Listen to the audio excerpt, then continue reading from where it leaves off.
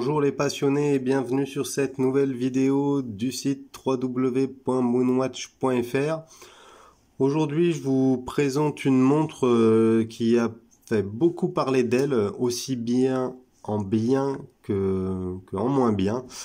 Il s'agit de la montre française Yema Superman GMT, édition limitée en bronze, avec le nouveau mouvement manufacture Yema 3000. La montre automatique Yema GMT bronze, dans son édition limitée, est la première montre de la manufacture française Yema à utiliser le calibre maison Yema 3000. Fondée en France en 1948 par Henri-Louis Belmont, la compagnie Yema s'est forgée une réputation dans les années 60 en proposant entre autres des montres de plongée. Après plusieurs années noires au cours desquelles la société a appartenu, entre autres, à Seiko Watch Corporation, Yema est redevenue française en 2004. Puis ce ne sera qu'en 2009 que la marque crée son premier mouvement mécanique manufacture. Aujourd'hui, elle continue de créer des montres conçues pour les voyageurs et les plongeurs. La compagnie française a su réinventer et exploiter les nouveaux réseaux de distribution.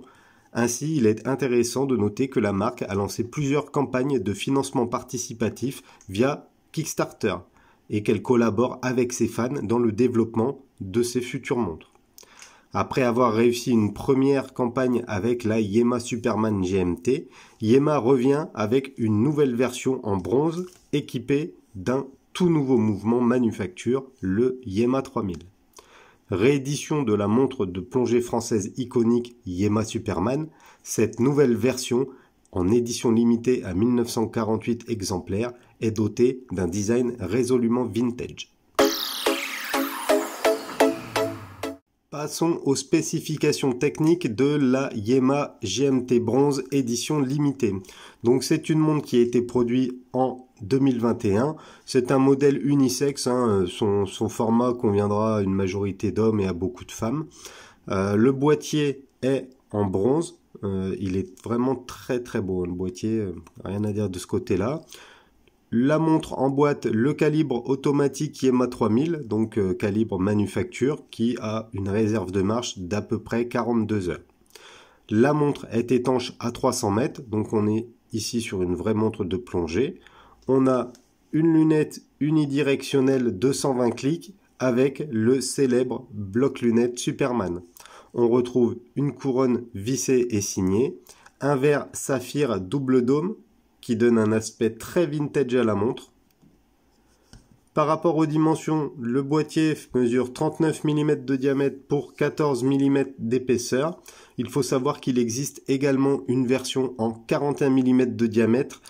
Moi j'ai préféré la 39 mm parce que je trouve qu'elle se rapproche beaucoup plus en termes de taille et d'homogénéité de la version originale des années 70. L'entrecorne est de 19 mm, le bracelet est en cuir noir et en plus Yema a livré un bracelet tropique. Deux complications, le GMT et la date. Le numéro de référence de ce modèle c'est YGMT Z20A39. Tout d'abord, le boîtier de la montre automatique Yema Superman GMT est en bronze et mesure 39 mm de diamètre pour 14 mm d'épaisseur. Ce sont donc des dimensions qui conviendront à une majorité d'hommes et de femmes. À titre personnel, j'aurais apprécié que l'épaisseur soit d'environ 13 mm et non 14, mais il faut reconnaître que Yema utilise un double dôme qui a une hauteur qui ressort d'au moins 1 mm, du coup ça peut justifier cette épaisseur. La carrure en bronze se patine naturellement avec le temps, un petit peu comme la glycine Combat Sub que je vous ai déjà présenté sur la chaîne. Donc si vous n'avez pas encore vu la vidéo, je vous invite à aller jeter un petit coup d'œil. J'en profite également pour vous rappeler que si vous n'êtes pas encore abonné à la chaîne, ce serait sympa de cliquer sur le bouton s'abonner, tout simplement pour aider la chaîne à être mieux référencée par YouTube. Donc un boîtier en platine, en bronze, du coup qu'est-ce qui va se passer? C'est que chaque montre vieillira différemment en fonction de son exposition aux conditions météorologiques, aux éléments et à son utilisation. L'utilisation du bronze apporte évidemment un caractère unique à la montre, ce qui est très très sympathique. On retrouve ensuite une lunette unidirectionnelle de 120 clics avec un insert en verre saphir résistant aux rayures qui affiche les heures du second fuseau horaire. Cette lunette et cet insert sont vraiment très très bien exécutés, d'autant plus que l'insert est luminescent. Donc ça c'est plutôt pas mal, très belle qualité de finition. La prise en main de la lunette est excellente, hein, avec un grip de très très bonne qualité. Et la lunette ne souffre d'aucun jeu, donc c'est plutôt pas mal parce que sur la première Yema Superman GMT qui est en revue sur notre site, la lunette avait un léger jeu. Bon, rien de méchant, mais là en tout cas c'est pas le cas. On retrouve ensuite le célèbre bloc lunette Superman, si spécifique au Yema Superman. Là-dessus, on a une couronne vissée et signée qui permet de régler à la fois l'heure, la date et le second fuseau horaire. Contrairement à la première version de la Yema GMT Superman, cette couronne ne flotte pas du tout quand on l'utilise et du coup la montre semble moins fragile que sa précédente version. Je la trouve très agréable à manipuler cette couronne, ce qui n'était pas le cas sur la première GMT que j'ai eue. Pour finir, on retrouve un fond de boîte sur lequel le logo de Yema est gravé et sur lequel on va retrouver plusieurs inscriptions telles que Superman GMT, bronze black, édition limitée, automatique, Yema 3000, bronze, France, le numéro de série également qui est gravé. Et enfin ce caseback sur l'étanchéité à 300 mètres. Vous noterez que j'ai laissé le sticker de protection sur le caseback. J'en reviendrai un peu plus tard. Vous allez comprendre pourquoi. Premièrement, le cadran de la Yema Superman GMT de couleur noire avec une finition gilt, qui est censé rappeler les couleurs nuancées du bronze. Et en effet, le cadran match très bien avec la couleur et les patines que prend le bronze. En fonction de l'exposition à la lumière, le cadran va prendre des teintes variant du gris au noir. J'espère que vous le voyez en vidéo. Donc vraiment une déclinaison, une palette de couleurs très large, variant du gris au noir, ce qui renforce l'identité vintage de cette montre Yema. Les index sont cerclés et dorés et recouverts de Super Luminova afin d'offrir une parfaite lisibilité dans l'obscurité. Sur le cadran, on retrouve le logo Yema à 12 h avec l'inscription Yema Superman et à 6 h on peut lire GMT automatique 990 Fit. Enfin, on retrouve la mention France pour montrer qu'on est sur du French Made, hein, c'est un petit peu la tendance actuelle de jouer sur le French Made, et donc on retrouve ça. Deuxièmement, les aiguilles sont elles aussi dorées et recouvertes de Super Luminova. Donc les aiguilles sont très visibles dans l'obscurité. On retrouve la trotteuse pelle typique des montres Yema Superman.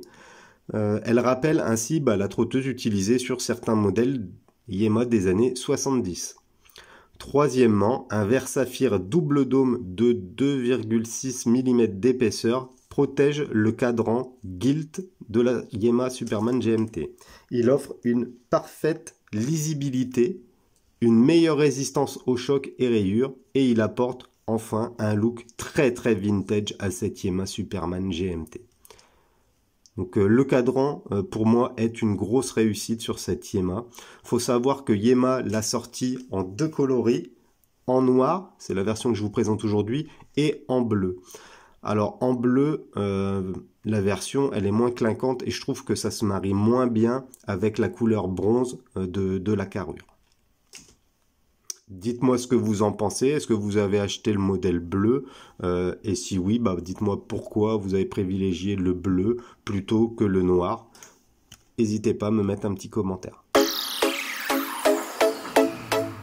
Pour alimenter cette édition limitée de la Superman GMT, Yema a conçu spécialement un nouveau calibre, le Yema 3000. Alors ce nouveau calibre maison Yema 3000 est le premier mouvement GMT développé par la marque horlogère Yema. Les précédents modèles de montres Yema GMT emboîtaient des mouvements ETA automatiques ou quartz. Animé par des composants de qualité, ce calibre Yema 3000 GMT offre une dérive journalière de plus ou moins 10 secondes et une réserve de marche de 42 heures. Donc sur le papier, ça semble correct pour une montre GMT. Mais il est important de noter que cette première version du mouvement GMT de chez Yema a connu pas mal de déboires et de retours négatifs sur les différents forums, groupes Facebook, etc. Parmi les retours négatifs récurrents, on peut citer les mauvais réglages, les dérives importantes, des mouvements qui se bloquent sur les passages d'heures, de dates, sur les déplacements de l'aiguille GMT.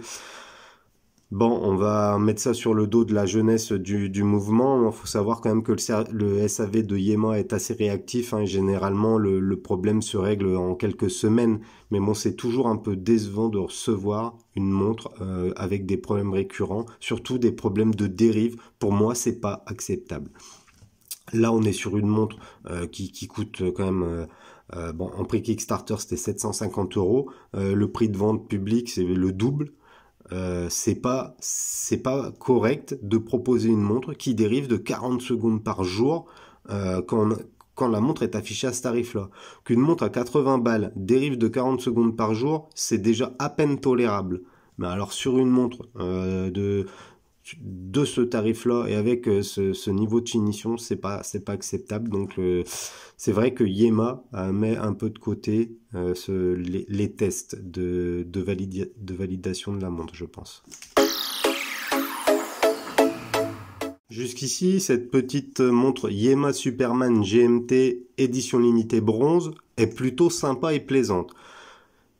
Et je comprends pas pourquoi Yema a préféré fournir 2 bracelets de qualité vraiment médiocre plutôt qu'un seul bon bracelet.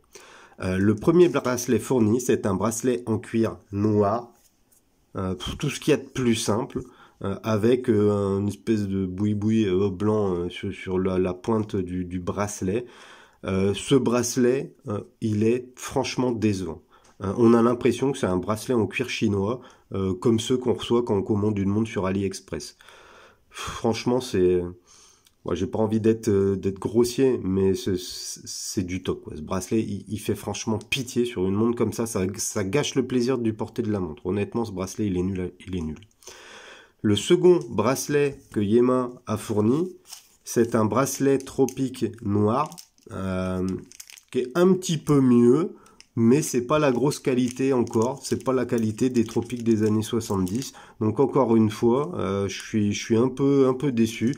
Bon, alors c'est original hein, de fournir un tropique, mais si le bracelet est pas qualitatif non plus, je vois pas l'intérêt. Personnellement, j'aurais préféré un seul bracelet de qualité. Surtout que le cuir convient pas forcément à ce modèle-là. Le choix du bracelet ne convient pas du tout au modèle. Il n'est pas esthétique, le bracelet est moche, pas forcément très confortable. Au toucher, on sent que c'est pas de la grosse qualité. On est loin d'un bracelet en cuir de chez Breitling, hein, je vous le dis clairement, là, ça n'a rien à voir. En parcourant les forums et les réseaux sociaux, on s'aperçoit d'ailleurs qu'une majorité des possesseurs de cette montre automatique édition limitée ont changé le bracelet pour privilégier soit un bracelet NATO, soit un bracelet Marine Nationale, soit un vrai bracelet en cuir de qualité. Donc choix incompréhensible de la part de Yema, fournir 2 bracelets pourris plutôt qu'un vrai bon bracelet. Moi, personnellement, j'aurais apprécié un bracelet Marine Nationale aux couleurs de Yema. Franchement, j'aurais trouvé ça très original, très vintage, très Frenchy aussi. Donc voilà. Autre choix incompréhensible de la part de Yema, l'entrecorne fait 19 mm et pas 20 mm comme c'est le cas sur la version en 41 mm. Honnêtement, faire une entrecorne de 20 mm, ça aurait rien changé à l'esthétique de la montre, et 20 mm c'est quand même largement plus standard que 19 mm. Alors oui, on commence à trouver des bracelets en 19 mm, mais c'est pas si simple que ça. Et donc, ça freine les possibilités de changement de bracelet. Et ça, encore une fois, je trouve que c'est un mauvais point pour Yema. Malgré ses défauts, la montre Yema pose super bien sur le poignet et elle est agréable à porter. Le rendu du boîtier en bronze sur le poignet est plus esthétique que celui des montres Glycine, je trouve, hein, et c'est principalement dû à une carrure plus petite. Comme on pouvait s'y attendre, l'offre sur Kickstarter a été pillée en quelques heures à peine. Yema a donc connu un énorme succès sur cette nouvelle campagne Kickstarter. Il proposait cette GMT Superman à un tarif de 749 €, soit 50% du tarif public. Alors, 749 €, ça inclut toutes les taxes, etc. Pour ceux qui n'habitent pas en France, par exemple pour les Américains, les Mexicains, les Guatémaltèques, faut savoir que le prix c'était 740 $. Ce qui fait quand même un bel écart entre la conversion euro-dollar. Donc là encore, je comprends pas trop ça chez Yema. Alors je veux bien qu'il y ait la TVA en plus. Par contre, l'écart me semble énorme. Surtout que pour les Français, hein, quand même, ils auraient pu faire un geste par rapport au prix. Moi, je les soutiens pour aider une boîte française qui fait du French Made. Et au final, je suis pénalisé par rapport à un Américain, je trouve ça dommage. Actuellement, le seul moyen d'acquérir une Yema GMT bronze en édition limitée, c'est de se tourner sur le marché de l'occasion. Les offres sont rares, mais on en trouve à condition d'y mettre le prix. Faut compter dans les 1300 €, donc quasiment le prix public officiel pour une version neuve full set non déballée. Alors, je vais être honnête avec vous, autant à 750 € cette Yema Superman, je la trouve aguichante, mais à plus de 1000 €, la question de s'orienter vers une autre marque va se poser. C'est une belle montre, elle semble assez qualitative, il y a quand même eu pas mal de problèmes avec le mouvement. À 750 €, c'est un tarif correct. Au-dessus de 1000 €, je pense qu'il y a des modèles plus intéressants. Là, comme ça, par exemple, je pense à des Glycine, je pense peut-être à des Baltic, à des Acrone, à ce genre de marques qui proposent des modèles sympathiques, au design originaux aussi. Donc voilà, je pense pas que j'aurais mis plus de 1000 € dans une Yema. En termes de packaging, Yema livre sa montre dans un écrin de voyage en cuir marron, floqué de Yema dans le coin gauche. Cette trousse est de bonne facture, hein, rien à dire, elle est de très bonne qualité. Perso, j'apprécie le format pratique à transporter lorsqu'on est en déplacement. Ça protège bien la montre. Il y a également la carte de garantie. Un petit regret par rapport au packaging, il n'y a aucune notice concernant le nouveau calibre qui est fourni. Donc ça c'est un petit peu dommage parce que sur les forums il y a pas mal de nouveaux possesseurs qui ont eu du mal à régler le second fuseau horaire, et c'est vrai qu'une petite notice avec quelques photos du nouveau calibre, moi j'aurais pas été contre, avec un petit guide d'utilisation. Bon, après c'est assez classique, on tire sur la couronne, ça règle la date et la GMT, ensuite on retire sur le second cran et ça permet de régler l'heure. Donc voilà par rapport au packaging de cette Yema. Autant la première version de la Yema GMT Superman en édition Kickstarter, j'entends, je parle pas des versions GMT à quartz que Yema avait sorti il y a peut-être une quinzaine ou une vingtaine d'années. Donc autant la première version automatique des Yema Superman GMT m'avait laissé un petit peu sur ma faim, autant cette seconde version en bronze qui utilise un calibre maison me paraît mieux finie et plus aboutie. Alors, faut savoir que cette version, je l'ai déjà dit, elle utilise un nouveau calibre maison, le Yema 3000, mais pour moi, ce n'est pas un avantage pour plein de raisons. La difficulté à entretenir la montre, l'impossibilité à trouver des pièces pour faire des maintenances et des réparations. Et du coup, ça vous oblige à renvoyer la montre chez Yema. Donc ça, pour moi, vous voyez, le mouvement manufacture, mouvement ETA, Miyota, Cellita, c'est un débat. D'ailleurs, je vais faire une vidéo là-dessus dans pas longtemps. Mais pour moi, là, dans ce cas, la marque Yema étant quand même assez peu distribuée à travers le monde, c'est pas forcément un avantage. Dans les mains, cette montre est très belle et son cadran Gilt s'accorde parfaitement avec le boîtier en bronze. La montre est très confortable au poignet et cette montre ne laisse pas indifférent. C'est vraiment une belle réussite de la part de Yema, avec une belle réussite aussi au niveau communication, au niveau marketing. Bon, Yema, ils sont champions dans le marketing, hein, c'est un peu comme Apple, ça fait beaucoup de bruit. Par contre, des fois, la qualité des produits est décevante. Donc bon, ça aussi, il faut faire attention. Cette montre Yema GMT peut devenir le compagnon de route idéal pour les voyageurs et les globetrotters, même si il faut un petit peu plus de recul quand même par rapport à ce nouveau calibre Yema 3000. Je pense qu'au jour d'aujourd'hui, il est assez difficile de juger de la qualité, de la fiabilité de ce mouvement, étant donné que c'est un mouvement qui est très récent, sur lequel on n'a pas encore énormément de retours. Malgré tous les points positifs de la montre, plusieurs choses m'ont agacé. Tout d'abord, la politique de réservation des numéros a été très mal gérée par Yema. Alors je comprends bien que Yema innove dans la conception de ses produits, dans ses schémas de distribution très modernes, très jeunes, mais la politique de réservation des numéros, elle a été très mal gérée. Et encore une fois, j'ai été très déçu. Faut savoir que j'ai dû acheter peut-être un petit peu moins d'une dizaine de montres chez Yema. Et là, ça devient récurrent où je trouve qu'il y a des problèmes comme ça. Donc, impossibilité de réserver son numéro correctement. Le procédé, il est simple. On est backer sur Kickstarter, c'est-à-dire on s'engage à acheter la montre. On a un numéro de backer, je suis le premier, le deuxième, ainsi de suite. Et pour moi, il serait logique que ce soit par rapport à l'ordre de réservation que l'on puisse sélectionner son numéro d'édition limitée. Ça n'a pas été le cas, donc ça, très décevant encore une fois. Deuxièmement, les priorités des envois qui se sont effectuées très bizarrement. À titre personnel, j'ai été dans les premiers backers du Kickstarter et j'ai été un des derniers à recevoir cette montre. Pour moi, c'est pas acceptable. Je vous dis franchement, je trouve que c'est se foutre de la gueule du client.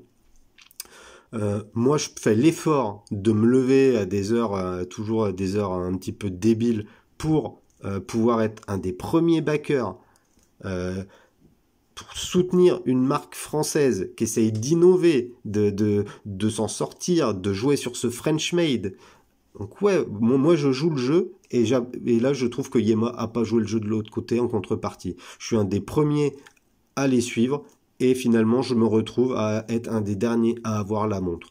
Ils ont eu des politiques d'expédition, je sais pas comment ils ont géré ça chez Yema, mais pour moi, je vais être un petit peu méchant, mais je trouve que ça a été géré à coup de pelle. Donc voilà, moi ça me tenait à cœur de soutenir le développement d'une entreprise horlogère française, hein, parce qu'il y en a quand même plus tant que ça, mais j'ai eu la sensation d'être pris pour un pigeon. Du coup, agacé par cette expérience, cette mauvaise expérience dans les montres Yema modernes, je vais arrêter tout simplement d'en acheter. D'ailleurs, cette montre, je l'ai pas passée au poignet, tout simplement parce que je l'ai revendue à un ami qui la désirait absolument.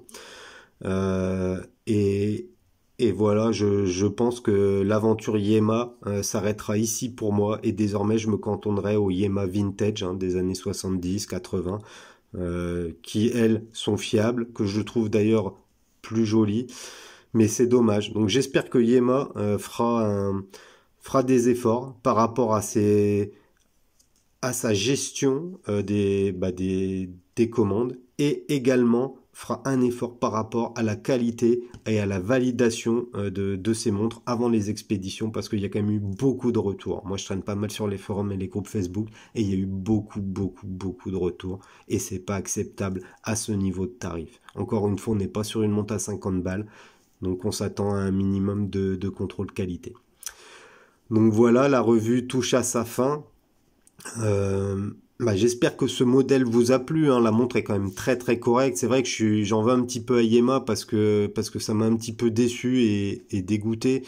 Bon après ça reste une très belle marque horlogère, hein. Faut pas non plus prendre mon cas pour une généralité. Tout le monde n'a pas eu mes déboires. Moi c'est ma vision de cette marque, quoi. C'est vrai que ça m'a un petit peu déçu, mais cette Superman GMT est déjà très belle. très agréable à porter.